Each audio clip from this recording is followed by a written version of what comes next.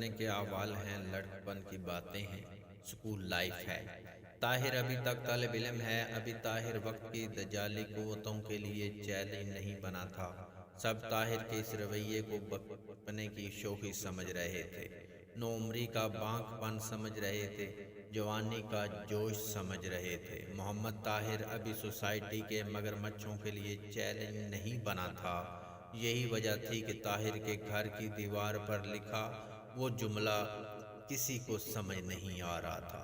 طاہر نے اپنے گھر کی بیرونی دیوار پر کچھ مخصوص انگریزی کے الفاظ لکھ رکھے تھے۔ ہر پوچھنے والے کو ایک ہی جواب ملتا کہ ابھی ان الفاظ کو سمجھنے کا وقت نہیں آیا۔ دن گزرتے رہے، ماہ و سال بیت گئے۔ اب طاہر 9ویں جماعت کا طالب علم تھا۔ نئی درسگاہ کا نام اسلامیہ ہائی سکول جھنگ تھا۔ اس سکول سے ان کی بڑی یادیں وابستہ تھیں۔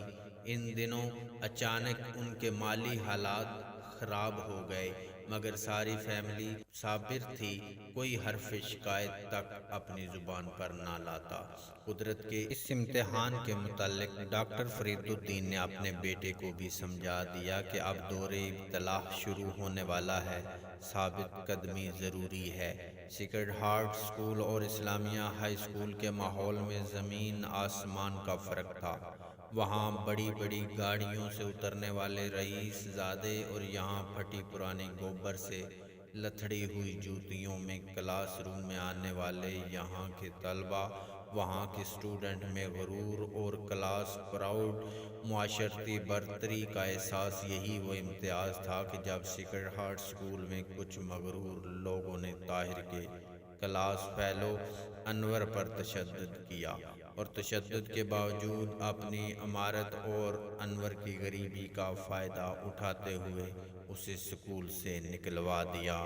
یہ وہ پہلا ظلم تھا جس کے خلاف طاہر نے علم بغاوت بلند کرتے ہوئے احتجاج کا راستہ اختیار کیا، اور بالآخر سکول انتظامیہ کو انور کو سکول میں بحال کرنے پر مجبور کیا، جبکہ یہاں اسلامیہ ہائی سکول کا ماحول سیکرڈ ہارٹ سکول سے یکسر مختلف تھا۔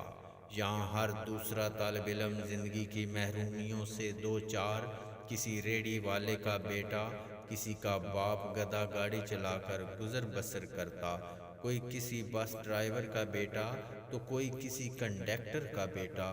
الغرض یہاں پر پڑھنے والے جملہ اسٹوڈنٹ غریب طبقہ سے تعلق رکھنے والے تھے۔ طاہر سیکرڈ ہارٹ سکول میں بھی خود کو بطور لیڈر منوا چکا تھا۔ طاہر کو اسلامیہ ہائی سکول جھنگ میں بھی طلباء نے لیڈر کی حیثیت سے تسلیم کر لیا تھا۔ 14 اگست کے موقع پر اسلامیہ ہائی سکول نے ایک تقریب کا اہتمام کیا، جس میں سکول کی جانب سے طاہر کو نمائندگی کرنے کے لیے نامزد کیا گیا۔ آج کی تقریب کے مہمان خصوصی وقت کے ایک وزیر صاحب تھے، جو مقرر بھی اسٹیج پر آتا حکومتی وزیر کی خوشامد یا حکومتی تعریفوں کے پل باندھتا چلا جاتا۔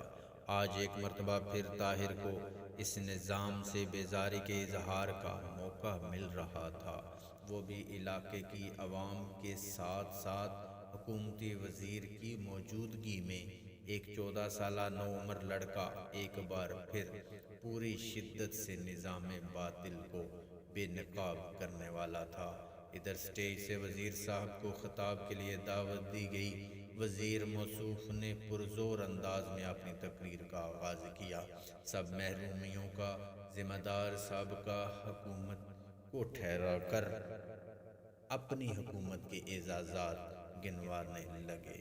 ادھر طاہر کے جذبات میں تلاطم آ رہا ہے۔ فنکشن سکول کے بچوں کا، تقریب 14 اگست کے حوالے سے ہے، مگر از اول تاخر ہر آنے والا مقرر سابقہ حکومت کو کوس رہا ہے اور موجودہ حکومت کے گن گائے جا رہا ہے۔ اللہ اللہ کر کے وزیر موصوف کی تقریر ختم ہوئی۔ طاہر کو اظہار خیال کے لیے بلایا گیا۔ طاہر نے اپنی تقریر کا آغاز کیا۔ تقریر کیا تھی کہ ظلم، جبر اور محرومیوں کی ایک فہرست تھی جو وزیر موصوف کے سامنے رکھی گئی۔ ان پھٹے لباسوں اور پریشان حال طلباء کی طرف وزیر صاحب کو متوجہ کر کے کہا گیا کہ جناب 14 اگست کا سرمایہ یہ آپ کا غبار آلود مستقبل ہے جو ننگے جسموں اور ننگے پاؤں ننگے فرش پر بیٹھ کر بھی حصول علم کے لیے کوشش کر رہے ہیں۔ آج آپ کسی سیاسی جلسے میں مدعو نہیں تھے بلکہ آج آپ ہم غریب طلباء کے مہمان تھے۔ ہم سوچ رہے تھے کہ آپ ہمیں ڈیسک نہیں تو کوئی نئی ٹاٹ ہی دے جائیں گے۔ اس حبس میں اگر پنکھا میسر نہیں تو کم سے کم ٹیوب لائٹ ہی کا اعلان کر دیتے، ٹوٹے پانی کے مٹکے کی جگہ کوئی واٹر کولر ہی عنایت ہو جاتا۔ مگر صاحب آپ نے بھی ان غریب بچوں کے زخموں پر نمک پاشی کرتے ہوئے اس ظالم نظام کی وفاداری کا ثبوت دیا۔ طاہر اپنے پرجوش انداز میں اپنا درد سنا رہا تھا کہ اچانک اپنے بازو پر تکلیف کا احساس محسوس کیا۔ تڑپ کر پیچھے مڑ کر دیکھا تو پی ٹی ماسٹر کو غصے سے گھورتے ہوئے پایا۔ ماسٹر صاحب نے آنکھوں ہی آنکھوں میں ڈائس چھوڑنے کا اشارہ کیا اور سرگوشی کے انداز میں کان کے قریب ہو کر کہا کہ سب کو مرواؤ گے ماسٹر جی کی بدقسمتی کہ ان کی سرگوشی مائک کے ذریعے تمام سامعین کے کانوں تک پہنچ گئی۔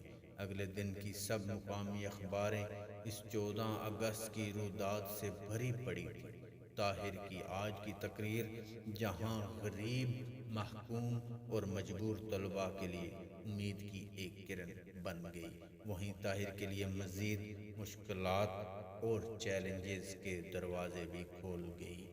ایک 14 سالہ انقلابی کا وقت کے وزیر سے تعلیمی بجٹ پر استفسار کہ کتنا بجٹ تعلیم کے لیے مختص ہوتا ہے، تعلیمی اداروں کے نام پر ملنے والی رقوم کہاں خرچ ہوتی ہیں، میرے سکول کے دگرگوں حالات کا ذمہ دار کون ہے جیسے سوالات نے مجمع سمیت وزیر صاحب کو بھی مضطرب کر دیا۔